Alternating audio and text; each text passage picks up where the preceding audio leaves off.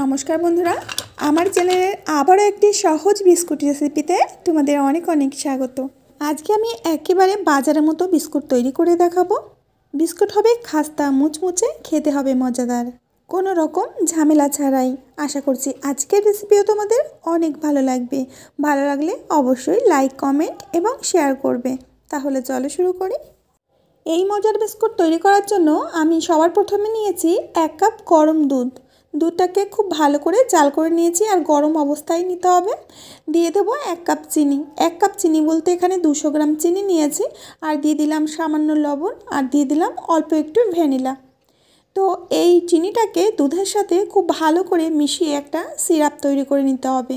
অনেকেই বলে থাকে বাড়িতে তৈরি করা বিস্কুট নাকি খাস্তা হয় না। বন্ধুরা, পুরো ভিডিওটা মন দিয়ে দেখতে থাকো। আজকের পর থেকে তোমার অন্য কোনো বিস্কুট রেসিপি দেখতেই হবে না। তো খুব ভালো করে মিশিয়ে একটা সিরাপ তৈরি করেছি।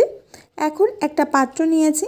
এই পাত্রের মধ্যে দিয়ে দেব আমি 100 গ্রাম বাটার। দেখো, তোমাদের যদি মনে হয় যে হাতের কাছে বাটার নেই বা বাটারটা একটু ব্যয়বহুল, তাহলে তোমরা বাটারের পরিবর্তে তেল দিতে পারবে। ঠিক আছে, তেল দিয়েও বিস্কুটটা তৈরি করা যাবে। তো বন্ধুরা, এখন এই বাটারের মধ্যে আমরা অল্প অল্প চিনি আর দুধ দিয়ে যে সিরাপটা তৈরি করেছি, সেই সিরাপটা দিয়ে দেব।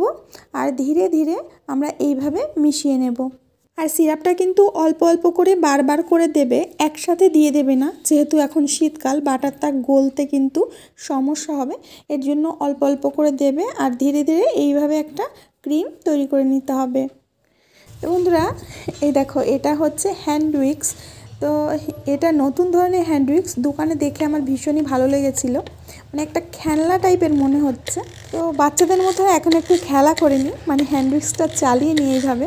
আমার ভীষণই মজা লাগছিল, কিন্তু এতে কোনো কাজ হচ্ছে না। আমার মনে হচ্ছে না যে এতে কোনো কাজ হবে। এটা মনে হয় খেলার জন্যই ঠিক আছে, কাজের জন্য নয়। যাই হোক, এখানে আমি একটা ডিম ফাটিয়ে দিয়ে দিচ্ছি, আর সাথে দিয়ে দিচ্ছি 1 চামচ বেকিং পাউডার। এখন ডিম আর বেকিং পাউডারটাকেও খুব ভালো করে এইভাবে ব্যাটারের সাথে মিশিয়ে নিতে হবে। যাই হোক, হ্যান্ডউইচটা কিনে আমি ভেবেছিলাম কাজটা আমার সহজ হয়ে যাবে, কিন্তু কোনো কাজেই আসবে না মনে হচ্ছে যা। তো বন্ধুরা, ভালো করে আমাদের এই ব্যাটারটাকে ফেটিয়ে নিতে হবে। যত ভালোভাবে ফেটাতে পারবে বিস্কুটটা কিন্তু ততটাই পারফেক্ট হবে। তো এখন আমি নিয়েছি দেখো আটা। এখানে আটার পরিবর্তে তোমরা ময়দা দিয়েও বিস্কুটটা তৈরি করতে পারো। এখানে আমি 3 কাপ আটা দিয়ে দেবো। 3 কাপ আটা বলতে এখানে আমি 300 গ্রাম আটা নিয়েছি। এখন ব্যাটারের সাথে আটাটাকে খুব ভালো করে এইভাবে মিশিয়ে নিতে হবে। বন্ধুরা, ভিডিওটা অবশ্যই শেষ পর্যন্ত দেখে যেও। আশা করছি আজকের বিস্কুট রেসিপিটাও তোমাদের ভীষণই ভালো লাগবে। এখন আমি হালকা হাতে মেখে মেখে একটা ডো তৈরি করে নেব। প্রথম দিকে তোমাদের একটু শক্ত মনে হলেও, যদি মনে হয় যে শুকনো লাগছে, প্রথম দিকে কিন্তু দুধ জল কিছুই দিতে যাবে না, তাহলে কিন্তু ভুল হয়ে যাবে। মাখতে মাখতে দেখবে যে ধীরে ধীরে একটা ডো তৈরি হয়ে যাবে। তো বন্ধুরা, দেখতে পাচ্ছ ডোটা আমার তৈরি করে নেওয়া হয়ে গেছে। এখন একটা ক্যারি ব্যাগ নিয়েছি। এই ক্যারি প্যাকেটের মধ্যেই আমরা ডোটাকে দিয়ে দেব, আর এইভাবেই রেখে দিতে হবে বেশ কিছুক্ষণ বলতে মিনিট 5 রাখলেই হবে, তার থেকে বেশি রাখা লাগবে না। এখন দেখো, আমি একটা ছোট্ট বাটি নিয়েছি। এই বাটির মধ্যে আমি একটা ডিমের কুসুম দিয়ে দেব। ডিমের সাদা অংশটা বাদ দিয়ে দিয়েছি। এখন এর মধ্যে দিয়ে দেব 1 চামচ দুধ, সাথেই দিয়ে দেব ছোট চামচের 3 চামচ কোকো পাউডার। এখন পাউডারটাকে খুব ভালো করে ডিমের কুসুমের সাথে এইভাবে মিশিয়ে নিতে হবে। মিশিয়ে একেবারে স্মুথ একটা ক্রিম তৈরি করে নিতে হবে। আরও একটু দুধ দিয়ে দিলাম, আমার মনে হচ্ছিল ক্রিমটা একটু টাইট হয়ে গেছে। তো তোমরা দেখতে পাচ্ছ বন্ধুরা, ক্রিমটা আমার একেবারেই রেডি হয়ে গেছে। আর এরকমই রাখতে হবে, এর থেকে বেশি পাতলা করলে কিন্তু চলবে না, আর এর থেকে ঘন করলেও চলবে না। এখন আমাদের যে ডোটা রেখেছিলাম, সেই ডোটা একেবারেই সেট হয়ে গেছে। এখন প্যাকেট থেকে আমি বের করে নিয়েছি। ডোটাকে কিচেন স্ল্যাবের উপরে রেখে একটু গোল করে নিতে হবে। এবার কিচেন স্ল্যাবের উপরে একটু ময়দা ছিটিয়ে দিয়ে আমরা বিস্কুটের ডোটা বেলে নেব, মানে একটা বড় সাইজের রুটি তৈরি করে নেব। প্রথমে হাত দিয়ে চেপে চেপে এইভাবে একটু বড় করে নিচ্ছি। তারপরে আমরা বেলনের সাহায্যে একটা রুটি বেলে নেব, আর রুটিটা কতটা মোটা রাখতে হবে সেটাও তোমরা বুঝতে পারবে। তো রুটিটা আমার বেলে নেওয়া হয়ে গেছে। এখন আমি এরকম একটা ঢাকনা নিয়েছি। ঢাকনা দিয়ে আমি বিস্কুটগুলো কেটে নেব। তোমাদের কাছে যদি কুকি কাটার থাকে তাহলে সেটা দিয়েও কেটে নিতে পারো। তো আমার কাছে কুকি কাটার আছে, কিন্তু সেটা বেশি ছোট বলে মনে হয়েছে, তার জন্য আমি একটা ঢাকনা নিয়ে নিয়েছি বড় সাইজের। তো সব বিস্কুট কটা আমি কেটে নিয়েছি। এখন যে এক্সট্রা অংশটা আছে সেটা এইভাবে বাদ দিয়ে দিচ্ছি। এবার একটা চাকুর সাহায্যে বিস্কুটগুলোকে 2 ভাগে কেটে নিতে হবে, মানে সমান সমান দুটো ভাগ করে নিতে হবে। ঠিক আমি যেভাবে দেখাচ্ছি এইভাবে দুটো ভাগ করে নেবে। তোমরা চাইলে বিস্কুটগুলো গোলও রাখতে পারো। তো আজকে আমি একটু অন্যরকম ডিজাইন করব। তো এই থালার মধ্যে এবার একটা একটা ভাগ তুলে নেব। আর থালার মধ্যে আমি আগে থেকে একটু তেল ব্রাশ করে রেখেছিলাম, সেটা তোমাদের দেখানো হয়নি। তো একটা একটা করে বিস্কুট আমি থালার মধ্যে সাজিয়ে নিচ্ছি। আর এই দেখো বন্ধুরা, সবকটি বিস্কুট আমি সাজিয়ে নিয়েছি। এখন আগে থেকে যে আমরা কোকো পাউডার দিয়ে ক্রিমটা তৈরি করেছিলাম, একটা ব্রাশের সাহায্যে আমরা এইভাবে বিস্কুটের ওপরে দিয়ে দেব। হালকা করে ব্রাশ করে দিতে হবে। বন্ধুরা, আমি সবসময় চেষ্টা করি নতুন নতুন রেসিপি তোমাদের উপহার দেওয়ার, আর আশা করি রেসিপিগুলো তোমাদের ভীষণই ভালো লাগে।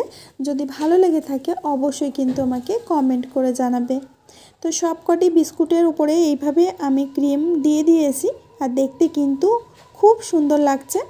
এখন একটা চাকু দিয়ে এর উপরে দাগ টেনে দিতে হবে, একটু প্রেস করে দিতে হবে, একটু ডিপ করে দেবে, না হলে কিন্তু পরে দাগগুলো বোঝা যাবে না। এইভাবে প্রত্যেকটা বিস্কুটের গায়ে আমি ডিজাইন করে দেব। আর আমরা যখন বিস্কুটটা বেক করব, বেক করার পরে ডিজাইনগুলো এতটা সুন্দর লাগবে তোমরা ভাবতেই পারবে না। এই দেখো সব বিস্কুটগুলো ডিজাইন করে নেওয়া হয়ে গেছে। এখন আগে থেকে একটা কড়াই আমি প্রিহিট করে নিয়েছিলাম 8 থেকে 10 মিনিট ধরে।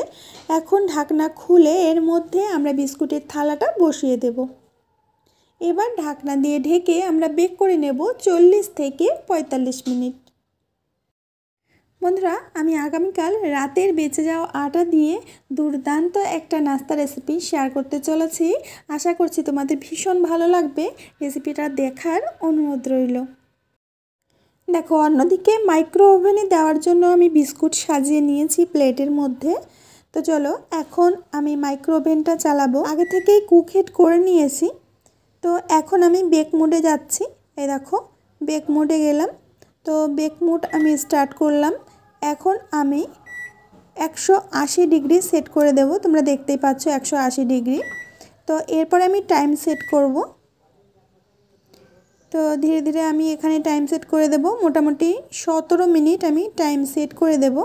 এই দেখো এখন আমি মাইক্রোওভেনটা চালু করব। খুব সাবধানে বিস্কুটের থালাটাকে বসিয়ে দেব এইভাবে। এখন আমি স্টার্ট করে দেব। এদিকে পুরো 45 মিনিট হয়ে গেছে। এখন আমি ঢাকনাটা তুলে নিচ্ছি। উনুনে বিস্কুটটা তৈরি করতে একটু সময় লাগে, আর এগুলো খুব ভালোভাবে বেক করে নেওয়া হয়ে গেছে। এবার আমি মাইক্রো ওভেনেরটাও দেখে নেব। এ দেখো মাইক্রো ওভেনেরটাও কিন্তু খুব সুন্দরভাবে বেক করে নেওয়া হয়ে গেছে।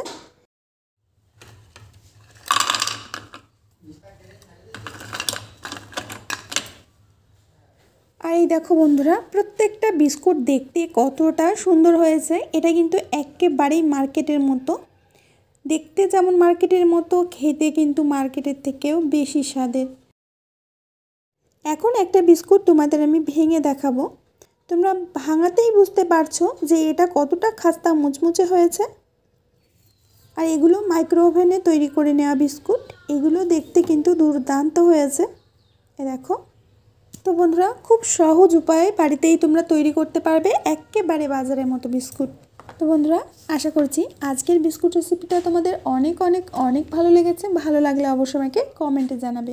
আজ এখানেই বিদায় নেব। আবার দেখা হবে নতুন রেসিপির সাথে।